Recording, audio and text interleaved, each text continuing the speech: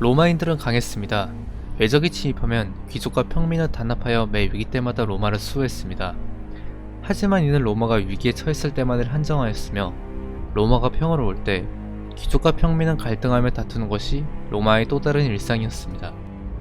갈리아족의 로마 약탈 이후로 로마인들은 자신들이 가지고 있었던 정치체계의 한계를 뼈저리게 느꼈습니다. 이 당시 고대 지중해 국가들의 정치체계는 크게 민주정과 과두정, 왕정으로 나뉘었습니다. 로마는 이 세 가지 중에서 어느 곳에도 속하지 않는 독특한 구조로 되어 있었습니다. 집정관을 보자면 왕정이었고 원로원을 보자면 과두정이었으며 민회를 보면 민주정이었습니다.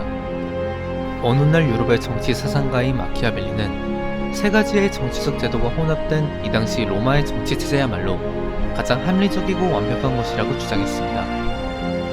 하지만 이 당시 로마의 혼합된 정치 체제는 각 사회계층 간의 갈등을 초래하였으며 앞서 보았듯이 로마는 평화 시에는 항상 귀족과 평민으로 나뉘어 갈등하고 있었습니다. 로마인들은 이러한 자신들의 문제를 해결하기 위해 기원전 367년 리키니우스법이라는 것을 제정하였습니다. 리키니우스법이 제정되기 전까지 로마의 집정관 자리는 항상 원로원 귀족들의 차지였습니다. 당시 로마 평민들은 정치적 참여를 갈망하고 있었는데 리키니우스법이 제정되자 이제 평민들에게도 정치 참여의 기회가 생긴 것이었습니다. 실제로 이는 빠른 성과를 보였는데 리키니우스법이 제정되고 1년 후인 기원전 366년 최초의 평민 출신 집정관이 탄생하면서 정치적 완전 개방을 선택한 로마는 체제적으로 안정되기 시작하였습니다.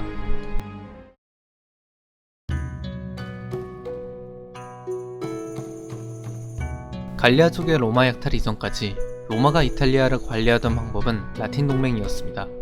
하지만 라틴 동맹의 맹주였던 로마가 갈리아족들에게 수도를 약탈당하자 라틴 동맹이 대거 반기를 들어 동맹에서 탈퇴하는 일들이 발생하였는데 로마인들은 이러한 일이 두 번 다시 일어나면 안 된다는 것을 너무나도 잘 알고 있었습니다. 결국 로마는 라틴 동맹을 해체하고 새로운 질서인 로마 연합을 창설하였습니다. 라틴 동맹이 로마와 이탈리아 국가들 간의 상호 연합체였다면 로마 연합은 오로지 로마만을 위한 연합체였습니다. 갈리아족 약탈 이후 로마에게 반기를 들었던 과거 라틴 동맹의 국가들은 재건된 로마군에 의해서 다시 로마 아래로 들어가야 했습니다. 이들은 강제적으로 로마 연합에 참여하였는데 로마 연합은 내용을 보자면 동맹이 아니라 사실상의 합병이었습니다. 로마에 합병된 다른 이탈리아 국가들이 로마의 반기를 품는 것은 당연한 것이었습니다. 하지만 기원전 91년에 동맹시 전쟁이 일어나기 전까지 로마 연합은 그럭저럭 괜찮은 관계를 유지하였는데 그 이유는 로마의 호의 때문이었습니다. 로마는 새로 편입된 로마 동맹국들에게 시민권을 주지는 않아도 지역의 자치권을 주었으며 로마의 시민과 비교적 동등한 대우를 받을 수 있게끔 만민법이라는 것을 제정하였는데 이것은 일종의 외국인 보호법이었습니다. 비록 이들은 로마의 시민은 아니었지만 로마의 법률로부터 그 권리를 보호받을 수 있었습니다. 당시 이탈리아 남부에는 그리스의 식민 도시들이 존재했었습니다. 타란토, 시라쿠사, 나폴리를 비롯한 남쪽의 그리스 도시들은 당시에는 대그리스라고 불렀습니다. 로마는 초기부터 자신들과 인접한 에트루리아와는 일찍이 접촉했습니다. 덕분에 에트루리아인 국왕도 나오고 집정관도 나오는 나름의 교류가 있었지만 로마와 남부의 그리스는 지금까지 교류가 없었습니다. 그 이유는 로마와 그리스를 가로막고 있는 산악의 삼리운족 때문이었습니다. 로마가 기원전 296년에 삼리운족을 토벌하고 이탈리아 중부를 제패하면서 이제 로마는 남부의 그리스 식민 도시들을 만나게 되었습니다. 기원전 283년 이탈리아 남부의 그리스 도시였던 타란토 앞바다에 10척의 로마 선박이 등장합니다. 이들은 폭풍우를 피해 타란토의 항구로 오게 되었는데 타란토 사람들은 이것을 로마의 침략이라고 여기고 5척을 침몰시킨 뒤 사로잡은 사원들을 전원 처형했습니다. 로마는 이들을 침략자가 아니라며 손해배상을 요구했지만 타란토는 오히려 로마 사설단의 그리스어 발음을 조롱하며 그들을 문전박대했습니다. 결국 로마는 전쟁을 결의하였고 이탈리아의 패권을 두고 그리스와 로마의 대결이 시작되었습니다. 오늘날에도 타란토는 이탈리아에서 가장 큰 항구 중 하나인 만큼 이 당시에도 타란토는 매우 부유한 도시였습니다. 덕분에 타란토인들은 용병을 고용하며 국방을 책임졌는데 로마와의 전쟁이 일어나자 타라토인들이 고용한 용병은 당시 가장 뛰어난 군인이자 통치자였던 그리스 에페이로스의 왕 피로스였습니다. 피로스는 당시 알렉산더 왕의 뒤를 이을 제목으로 평가받았으며 용맹하고 뛰어난 군인이었습니다. 피로스는 로마와의 전쟁에서 승리한다면 이탈리아를 정복하고 나아가서 시칠리아와 카르타고까지 정복할 야망을 품고 있었습니다.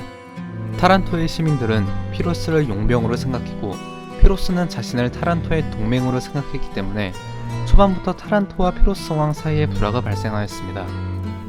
덕분에 피로스는 자신이 생각했던 것보다 다소 작은 규모의 군대를 지휘하게 되었습니다. 그런데 타란토와 로마와의 전쟁은 아무런 조짐 없이 갑자기 발생했기 때문에 로마도 타란토에다가 전력을 쏟을 수 없는 상태였습니다. 로마군은 북쪽의 에트루리아를 상대하고 있었기 때문에 타란토의 집정관 레비누스와 절반의 병력만 동원할 수 있었습니다. 당시 로마에는 타란토가 피로스를 위해 37만의 대군을 준비하고 있다는 소문이 돌았습니다. 지금 들어도 허무맹랑한 소리이지만 당시 타란토의 재력은 우리가 상상하는 것 이상이었고 당시 로마인들은 맹장인 피로스와 타란토의 37만의 군사가 모이는 것을 반드시 막아야 한다며 황급히 타란토를 향해 남하하였습니다. 이들의 첫 전투는 타란토에서 얼마 떨어지지 않는 헤라클레아 해안이었습니다. 피로스는 18마리의 전투 코끼리가 있었는데 이때 로마인들은 코끼리라는 동물을 처음 보았습니다.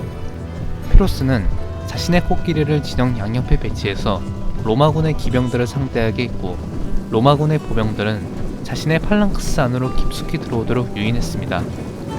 전황은 피로스의 생각대로 흘러갔습니다. 로마군의 기병은 후퇴하였고 로마군의 보병들은 포위되었으며 로마군은 7,000명의 병력을 잃고 나서야 겨우 후퇴할 수 있었습니다. 비록 전투에서는 승리했지만 피로스의 피해도 심각했습니다. 피로스는 4,000명의 병사를 잃었으며 이들은 모두 에페이로스에서 온 정예병들이었습니다. 로마군은 부족한 병력을 바로 보충할 수 있었지만 피로스는 그러지 못했습니다. 타란토와 데그리스에서 일부를 충원할 수는 있었지만 이는 여전히 역부족이었습니다. 하지만 피로스는 로마군이 패배한 소식에 강제로 참여한 로마 연합의 여러 국가가 로마의 반기를 들고 자신에게 투항할 것이라는 희망을 품었지만 로마 연합의 국가들은 로마의 반기를 들지 않았습니다. 이전에 로마가 시행했던 만민법을 비롯한 여러 정책의 효과를 보이는 순간이었습니다. 결국 초조해진 피로스는 아피아 가도를 따라 로마로 북상하게 되었습니다. 로마군도 이를 방어하기 위해서 병역 면제 계급까지 보병하여 피로스를 기다렸습니다. 로마는 만반의 대비를 하고 피로스를 기다렸지만 다행히 피로스와 처절한 전투를 하는 일은 일어나지 않았습니다. 피로스에게 로마군이 모든 계급을 동원하여 대비를 하고 있다는 소식이 들리자 피로스는 남은 병력으로는 공성전이 불가능하다고 판단하고 철군을 하기 시작하였습니다. 피로스는 로마의 휴전을 제의하였습니다. 조건은 로마군은 이탈리아 남부의 데그리스를 침범할 수 없으며 삼리운족을 로마 연합에서 독립시키고 로마가 건설한 군사도시인 루체리아를 해방하라는 것이었습니다. 다소 무리한 조건이었지만 원로원은 이를 진지하게 토론하였고 여론은 조건을 받아들이는 것으로 기울었습니다. 그러던 중 강화 소식을 들은 로마의 은퇴한 귀족 아피우스 클라우디우스라는 인물이 원로원에 출석하여 원로원을 향해 호통을 치기 시작하였습니다. 로마 앞마당에 눌러앉은 그리스 인관은 어떠한 협상도 할 수 없다는 클라우디우스의 연설은 원로원의 분위기를 바꾸었고 피로스와 로마군은 최후의 일전을 준비하였습니다. 로마군과 피로스의 군대는 각각 4만 명이라는 비슷한 전력을 갖추었습니다. 이들은 저번과는 달리 숲에서 전투를 시작하였는데 첫째 날 전투는 누가 우세한지 알지 못하고 끝났습니다. 이튿날 전투는 피로스가 평원으로 로마군을 유인해내면서 로마군 6,000명이 전사했을 만큼 로마에 큰 소식을 입혔습니다. 하지만 이번에도 피로스는 에페이로스에서 온 병사 3,000명을 잃으며 로마군의 패주에도 웃을 수 없었습니다.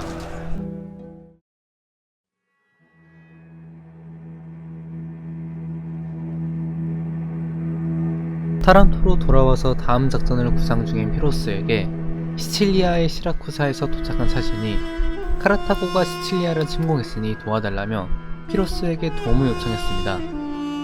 피로스는 시칠리아를 정복하고 그 병력으로 로마군을 상대해야겠다는 생각으로 시라쿠사의 요청을 수락하여 시칠리아로 떠나게 됩니다.